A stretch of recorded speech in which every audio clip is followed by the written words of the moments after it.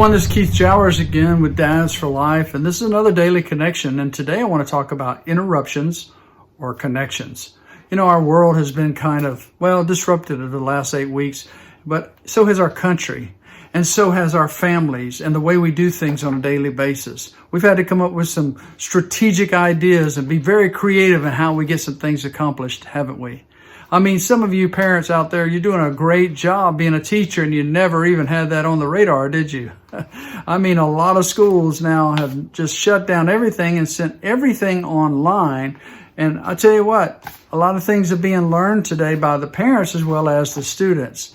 So it's a good thing, though. We can always stretch a little bit like a rubber band and make the job work for us. So whatever you've done to kind of create a new normal for your home, well, you just keep on doing it, because you know what? It's okay that we can be stretched some and get the job accomplished. And we can teach our kids how to do the same. So today I want to talk about interruptions and connections, because with our lives being interrupted or disrupted for the last 8 weeks, and we've come up with some new ideas, we can help our kids understand that, hey, when you go through a tough time, when things change or they interrupt your day or they interrupt your week, then you can work it out to make a new avenue for yourself.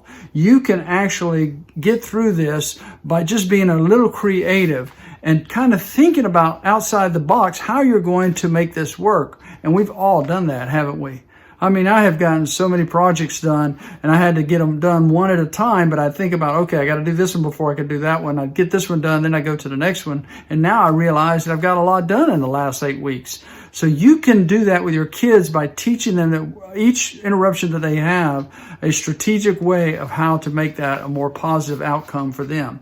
Now, in the interruption sometimes, let's say you get a phone call and you go because somebody's broke down, you have to go help them, and you run into somebody you haven't seen in a while, or somebody that might lead you to a new job that you have. So that interruption sometimes can be a connection that you didn't know was going to happen until the interruption came along, right? So don't think all interruptions and disruptions to be negative. They don't have to be. It's all how we talked about yesterday. We talked about the attitude and how the attitude is so important in everything that we do.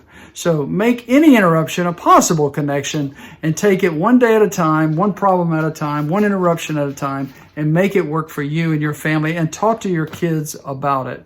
Because I remember as a school resource officer, I was actually helping kids kind of help all their interruptions and disruptions. I would help kind of smooth them out for them and help them find a way to resolve some of them. And I remember a student coming to me as a senior and said she would not graduate high school, and I asked her why. She said it was because of half a credit that she missed in the 9th grade.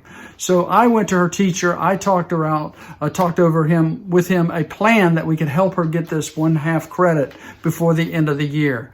We did it. She did the work. He did the grading. And guess what? She graduated high school that year. She didn't have to wait till next year just for a half a credit that she missed as a sophomore.